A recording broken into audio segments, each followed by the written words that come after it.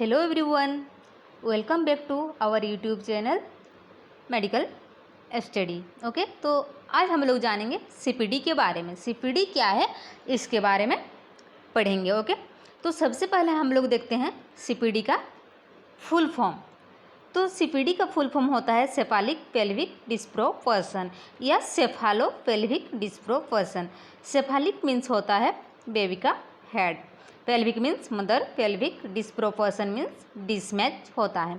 तो सीपीडी को हम लोग कॉन्ट्रैक्टेटिव पेल्विक भी बोलते हैं। तो सीपीडी क्या है? सीपीडी वो है फीटस का हेड और मदर का पेल्विक में मिसमैच होना ही सीपीडी कहलाता है।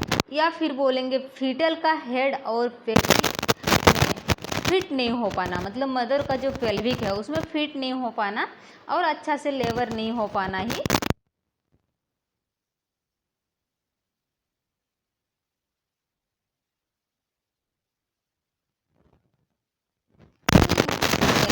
Size mismatch between pelvic and foetal head. तो सीपीडी जो है वो प्रेगनेंसी कॉम्प्लिकेशन है।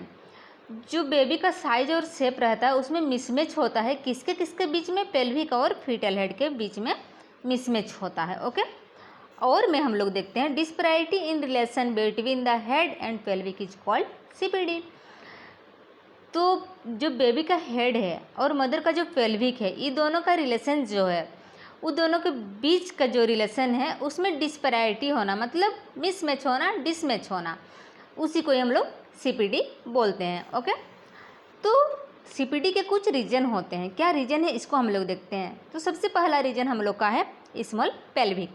अगर स्मॉल पेल्विक है मदर की तो भी सीपीडी का रीजन बन सकता है। देन है सेकंड में हम लोग का लार्ज फीटल हेड और बेबी।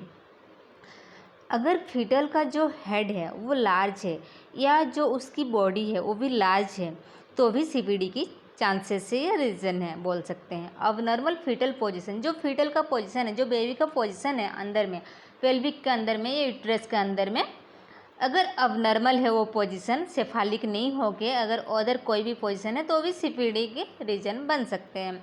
देन है पेल्विक अबनॉर्मलिटीज़। अगर मदर की जो पेल्विक है वो उसका जो स्ट्रक्चर हो पेल्विक का, अगर वो अबनॉर्मलिटीज़ है तो भी सीपीडी की रीजन हो सकती है। एग्जाम्पल में प्लाटीप्लॉइड पेल्विक अगर है मदर की तो सीपीडी की रीजन हो सकती है। देन हम लोग देखेंगे कॉम्प्लिकेशन, सीपीडी की कॉम्प्लिकेशन। तो सबसे पहला कॉम्प्लिकेशन है प्रोलंग लेबर।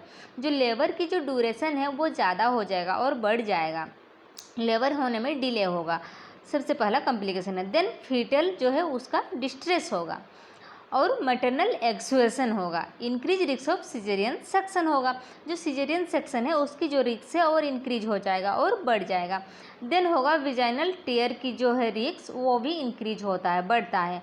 और पेल्विक इंजरी होने की भी चांसेस रहती है, उसकी जो रिस्क होती है वो ज़्यादा इंक्रीज होती है, बढ़ जाती है, पेल्विक इंजरी होने की और विजाइनल टेयर होने की चांसेस रहती है। ये कॉम्प्लिकेशन था हम लोग का सीपीडी का।